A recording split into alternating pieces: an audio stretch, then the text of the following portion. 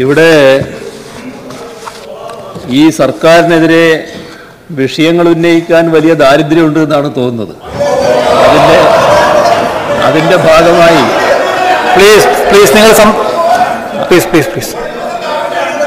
അതിൻ്റെ ഭാഗമായി നമ്മുടെ സഭയുടെ വിലപ്പെട്ട സമയം പാഴാക്കുന്ന തരത്തിലാണ് പ്രതിപക്ഷം കാര്യങ്ങൾ അവതരിപ്പിക്കുന്നത് വരുന്നത്. ശ്രീ സതീശൻ സംസാരിക്കുമ്പോൾ നിശബ്ദമായിരിക്കുന്നു അദ്ദേഹം. സർ, അദ്ദേഹം അത് മുഴുവൻ നിശബ്ദമായി കേട്ടതാണ്. ഇന്നലെ ഈ വിഷയം ഇവിടെ ഉന്നയിച്ചതാണ്. വിശദമായി തന്നെ പ്രതിപാദിക്കുകയും മറുപടി പറയുകയും ചെയ്ത കാര്യമാണ്. ബന്ധപ്പെട്ട മന്ത്രി അതുമായി അദ്ദേഹത്തിന് പറയാനുള്ള കാര്യങ്ങൾ വിശദീകരിച്ചതുമാണ്. സർ, അത്തരമൊരു കാര്യം വീണ്ടും ഉന്നയിക്കുന്ന അവസ്ഥയാണ് വന്നിരിക്കുന്നത്. ഇവിടെ പെമ്പിളി ഒരുമയുടെ സമരമാണ് എന്ന് പറയുന്നതിൽ ശരിയുണ്ടെന്ന് തോന്നുന്നില്ല. കാരണം ആ സംഘടനയുടെ പ്രസിഡന്റ് തന്നെ അത് തള്ളിപ്പറഞ്ഞിട്ടുണ്ട്. ആ സംഘടനയുടെ സമരമല്ല എന്ന് പ്രസിഡന്റ് തന്നെ വ്യക്തമാക്കിയിട്ടുണ്ട്.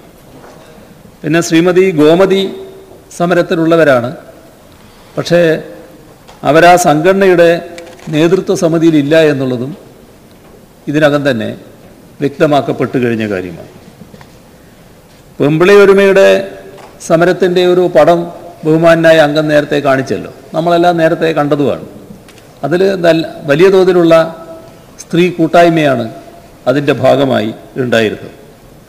സർ, അതുമായി എന്തെങ്കിലും താരതമ്യം ഇപ്പോഴത്തെ സമരത്തിനുണ്ടോ? നൂറുകണക്കിന് സ്ത്രീകൾ അണിനിരന്ന് നടത്തിയ സമരം അതിൽ നിന്ന് തീർത്തും ഒറ്റപ്പെട്ടു പോയ തരത്തിലുള്ള ഒരു സമരമാണ് ഇപ്പോൾ നടക്കുന്നത്.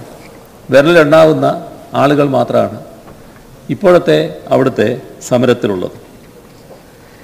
സർ, ഇവിടെ ജനങ്ങൾ തള്ളിക്കളഞ്ഞ ഒരു സമരമാണ് ഇന്ന് അവിടെ നടക്കുന്നത് എന്നതാണ് യാഥാർത്ഥ്യം. ഇക്കാര്യത്തിൽ ഒരു പ്രത്യേക യോജിപ്പുണ്ടായിട്ടുണ്ട് എന്നുള്ളത് കാണാതിരിക്കേണ്ടതില്ല. അത് കോൺഗ്രസും BJPയും നല്ലതുപോലെ യോജിക്കുന്നതായി കാണുന്നു. സാറേ,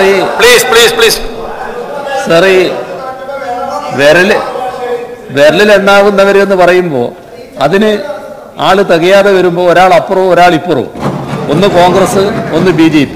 അപ്പോൾ അതോടുകൂടി വിരലിലെണ്ണാവുന്ന ആളുകളായി തീരുകയാണ്. സർ, ആ തരത്തിലാണ് ഈ സമരം നടന്നു പോകുന്നത്. ഇത്തരത്തിൽ സമരം നടത്തുന്നത് ഇത്തരത്തിലൊരു ദയനീയാവസ്ഥ എന്തുകൊണ്ടാണ് ഈ സമരത്തിന് വന്നത് എന്നത് തന്നെ അവർ ആലോചിക്കേണ്ടതാണ്. സർ, ഇവിടെ എന്നിട്ട് പറയാണ് ആ സമരത്തെ സർക്കാർ എന്തോ ഭയപ്പെടുകയാണ്. സർ, ഞങ്ങൾക്ക് എന്താ ഭയം ആ സമരത്തിൻ്റെ കാര്യത്തിൽ? ഞങ്ങൾ എന്തിനാണ് അതിനെ ഭയപ്പെടേണ്ട കാര്യം? ഇവിടെ ആ സമരം ആ നാട് തള്ളിയിരിക്കുന്നു, നാട്ടുകാർ തള്ളിയിരിക്കുന്നു. നമ്മുടെ നാട്ടിലെ ജനങ്ങളാരും ആ സമരത്തെ അംഗീകരിക്കുന്നില്ല. അത്തരമൊരു കാര്യത്തിൽ സർക്കാരിന് ഒരു തരത്തിലുള്ള വേവലാതിയുമില്ല. അത് പൂർണ്ണമായ അർത്ഥത്തിൽ ജനം മനസ്സിലാക്കി കഴിഞ്ഞിട്ടുണ്ട്. അനാവശ്യമായ ഒരു രാഷ്ട്രീയ സമരം എന്ന നിലക്ക്, രാഷ്ട്രീയ സമരം എന്നും പറഞ്ഞുകൂടാ, രാഷ്ട്രീയ സമരത്തിനൊക്കെ ചിലപ്പോൾ ആളെ കൂട്ടാൻ കഴിയല്ലോ. ഇത് അത്രമാത്രം ആളില്ലാതെ ഒറ്റപ്പെട്ടു പോകുന്ന അവസ്ഥയാണ് ഉണ്ടായിട്ടുള്ളത്. സർ, ഇവിടെ ബഹുമാനായ അംഗം ചില പുതിയ മാനങ്ങൾ ചേർക്കാനുള്ള ശ്രമമാണ് നടത്തിയതായി കാണുന്നത്. സർ, ഇവിടെ ഒരു തരത്തിലുള്ള കൂട്ടുത്തരവാദിത്വമില്ലായ്മയും ഈ സർക്കാരിനെ സംബന്ധിച്ചിടത്തോളം ഇല്ല. ഈ സർക്കാർ പൂർണ്ണമായും കൂട്ടുത്തരവാദിത്വത്തോടെ പ്രവർത്തിക്കുന്ന സർക്കാരാണ്. ഇവിടെ ഇടുക്കിയുടെ കാര്യത്തിൽ എല്ലാ നിലപാടും നേരത്തെ വ്യക്തമാക്കി കഴിഞ്ഞതാണ്. ഞാൻ ഈ സന്ദർഭത്തിൽ അത് മുഴുവൻ ആവർത്തിക്കാൻ ഉദ്ദേശിക്കുന്നില്ല. ഇന്നലെ അത് കൂടുതൽ വ്യക്തമായി സംസാരിച്ചതുമാണ്. ഇടുക്കിയുടെ കാര്യം, ഇടുക്കിയുടെ മൂന്നാർ ഭാഗം, അതിൻ്റെ പ്രത്യേകത അതേപോലെ തന്നെ നിലനിർത്താൻ നമുക്ക് കഴിയണം. അത് തകർക്കത്തക്ക രീതിയിലുള്ള ഒരു കയ്യേറ്റവും അവിടെ അനുവദിക്കുന്ന പ്രശ്നമില്ല. ആ കയ്യേറ്റം ഒഴിപ്പിക്കുക തന്നെ ചെയ്യും. ആ ഒഴിപ്പിക്കുന്ന നടപടി തന്നെ എടുക്കും. സർ, ഇവിടെ തള്ളിപ്പറഞ്ഞ ഒരു കാര്യം അത് ഒഴിപ്പിക്കലിനെയല്ല, വലിയ തോതിലൊരു തെറ്റിദ്ധാരണയുണ്ടാക്കി ഈ സർക്കാരിനെ തന്നെ വലിയ തോതിൽ വേണ്ടാത്ത ഒരവസ്ഥയിൽ ചിത്രീകരിക്കാനിടയാക്കുന്ന ഒരു സംഭവം നടന്നപ്പോൾ അത് നടക്കാൻ പാടില്ലായിരുന്നു എന്താണ് ചൂണ്ടിക്കാണിച്ചത്. സർ, അത് ഒരു വിഭാഗം ജനങ്ങളുടെ വികാരവുമായി ബന്ധപ്പെട്ട പ്രശ്നമാണ്. നമ്മുടെ കേരളത്തിൻ്റെ ഏകദേശം ഒരു കാലോഹരി വരുന്ന ജനങ്ങൾ വലിയ തോതിൽ വിശ്വാസമർപ്പിച്ചിട്ടുള്ള ഒരു പ്രതീകം, ആ പ്രതീകത്തെ പരസ്യമായി വല്ലാതെ തകർക്കുന്ന ഒരു നില സ്വീകരിക്കുമ്പോൾ അത് വേണ്ടത്ര ആലോചിച്ചു വേണം. ആ ആലോചന എവിടെയും നടത്തിയതല്ല. അതിലേതെങ്കിലും തരത്തിലുള്ള അപക്വമായ നിലപാട് വന്നാൽ ആരാണോ ആ അപക്വമായ നിലപാട് സ്വീകരിക്കുന്നത് അവരല്ല പ്രതിക്കൂട്ടിലാകുക. ഈ സർക്കാരാണ് പ്രതിക്കൂട്ടിലാകുക. അങ്ങനെ പ്രതിക്കൂട്ടിലാകാൻ ഈ സർക്കാർ ആഗ്രഹിക്കുന്നില്ല. ഈ സർക്കാർ ഏതെങ്കിലും തരത്തിൽ നമ്മുടെ കേരളത്തിലെ ന്യൂനപക്ഷ വിഭാഗത്തിനെതിരായി നിൽക്കുന്നൊരു സർക്കാരാണ് എന്ന് ആര് പറഞ്ഞാലും ന്യൂനപക്ഷം വിശ്വസിക്കില്ല എന്ന ഉറച്ച ആത്മവിശ്വാസം ഞങ്ങൾക്കുണ്ട്. ഞങ്ങൾക്ക് ആ ആത്മവിശ്വാസം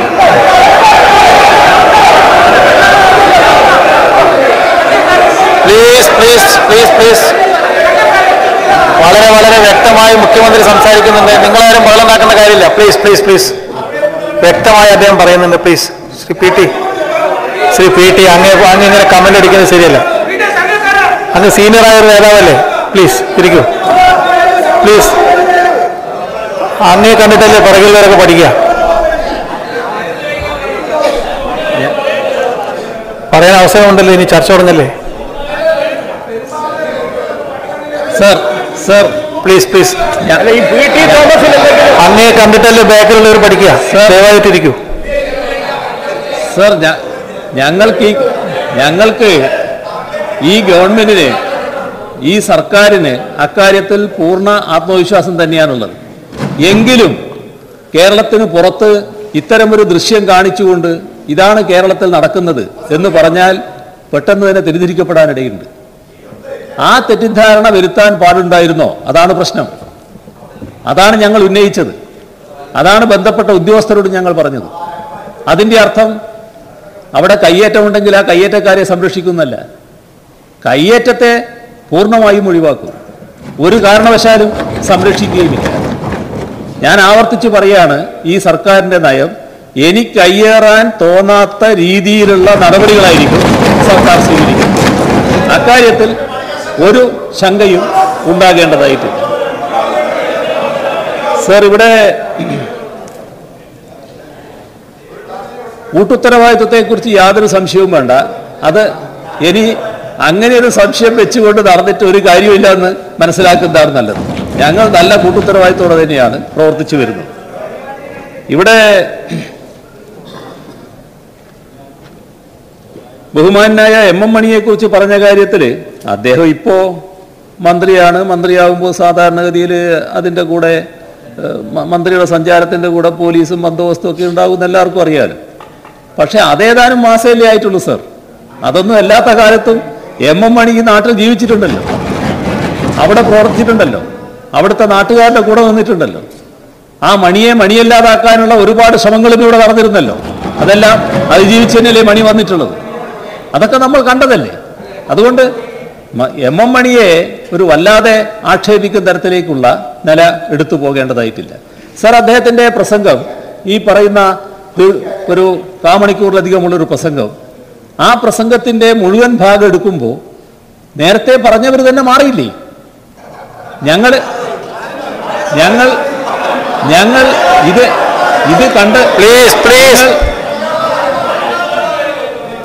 സർ, നിങ്ങൾ എഡിറ്റ് ചെയ്ത് കൊടുത്ത ഭാഗം വെച്ചുകൊണ്ട് അദ്ദേഹത്തെ ആക്ഷേപിച്ചിരുന്നവർ തന്നെ ഇതല്ല, ഇങ്ങനെയായിരുന്നില്ല ഞങ്ങൾ മനസ്സിലാക്കിയത് എന്ന് ചാനലുകളിൽ പറയുന്ന നിലയുണ്ടായല്ലോ.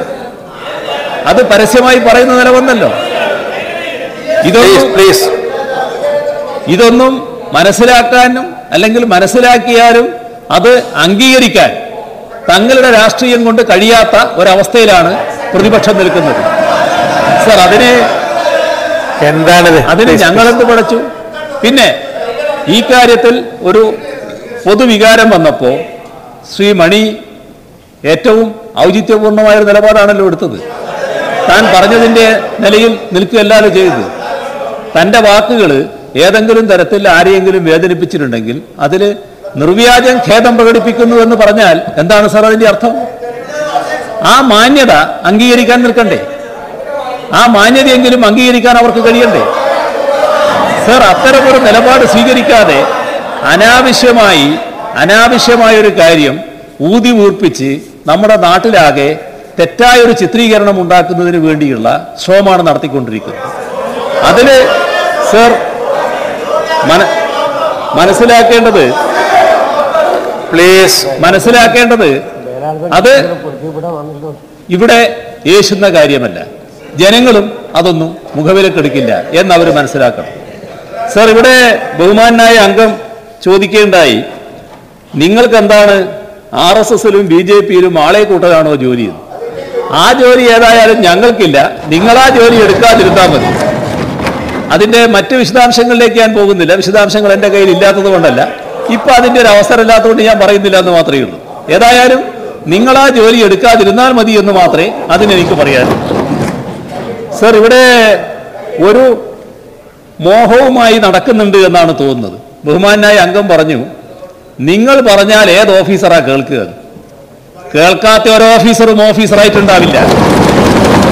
സർ, അങ്ങനെ ഒരു വെള്ളരിക്കാപ്പട്ടണമൊന്നുമല്ല ഇത്. ആ ധാരണയൊന്നും വേണ്ട. ഈ സർക്കാർ തീരുമാനിക്കുന്ന കാര്യം നടപ്പാക്കാൻ ബാധ്യതയുള്ളവർ തന്നെയാണ് ഓഫീസർമാർ. അല്ലാതെ അവർക്ക് തോന്നുന്ന കാര്യങ്ങൾ നടപ്പാക്കാനല്ല. സർക്കാർ തീരുമാനിക്കുന്ന കാര്യങ്ങൾ നടപ്പാക്കുക തന്നെ ചെയ്യും. ഒരു സംശയവും ആ കാര്യത്തിൽ വേണ്ട. അനാവശ്യമായ ചില ധാരണകൾ ഉണ്ടാക്കാൻ വേണ്ടി ശ്രമിക്കണ്ട. സർ, ഒരു ഭാഗത്ത് ആദ്യം പറഞ്ഞു ഇവിടെ കൂട്ടുത്തരവാദിത്വം നഷ്ടപ്പെട്ടിരിക്കുന്നു. വേറൊരു ഭാഗത്ത് അതേ സമയം തന്നെ പറയുന്നു ഇവിടെ സർക്കാർ പറഞ്ഞാൽ കേൾക്കാത്ത ഉദ്യോഗസ്ഥന്മാരാണുള്ളത്. എന്താണ് സർ ഉദ്ദേശം? എന്താണ് അതിന്റെ ഉദ്ദേശം? എന്തുദ്ദേശത്തോടെയാണ് പറയുന്നത്? ഈ നാടിന്റെ ജനാധിപത്യപരമായ സമ്പ്രദായങ്ങൾക്ക് നിരക്കുന്നതാണോ ആ വർത്തമാനങ്ങൾ? അങ്ങനെയാണോ ചെയ്യേണ്ടത്? ഭരണപക്ഷവും പ്രതിപക്ഷവും ഒക്കെ ഉണ്ടാവും. പക്ഷേ ഗവൺമെന്റിന്റെ പ്രവർത്തനങ്ങൾ ആ നിലക്ക് നടക്കേണ്ടതുമല്ലേ? ഈ നാട് അതിനെ തന്നെ തകർക്കത്തക്ക രീതിയിലുള്ള പരാമർശങ്ങൾ ഉണ്ടാകേണ്ടതുണ്ടോ? സർ, അതുകൊണ്ട് അത്തരത്തിലുള്ള ഒരു ധാരണയൊന്നും വേണ്ട. കാര്യങ്ങൾ കൃത്യമായി നടന്നു പോകും. അത് കൃത്യമായി നടത്താൻ തന്നെയാണ് ഈ സർക്കാർ നിൽക്കുന്നത്. നിയമവിരുദ്ധമായ ഒരു കാര്യവും ഈ സർക്കാരിന്റെ ഭാഗത്തുണ്ടാകില്ല. നിയമപരമായ കാര്യങ്ങൾ ചെയ്യുമ്പോൾ ആ കാര്യങ്ങൾ നടത്താൻ എല്ലാവർക്കും ബാധ്യതയുണ്ടാകും എന്നതുകൂടി ഓർമ്മിപ്പിക്കാനാണ് ഞാൻ ആഗ്രഹിക്കുന്നത്. സർ, അതുകൊണ്ട് തന്നെ ഇത്രയും സമയം തന്നെ നമ്മൾ ഇതിനെടുക്കേണ്ടതില്ലായിരുന്നു. ഏതായാലും അങ്ങ് അനുവദിച്ചതുകൊണ്ട് ഈ സമയം നമ്മൾ എടുത്തു. ഈ പ്രശ്നം സഭ നിർത്തിവെച്ച് ചർച്ച ചെയ്യേണ്ട ഒരു പ്രശ്നവും ഉദിക്കുന്നില്ല.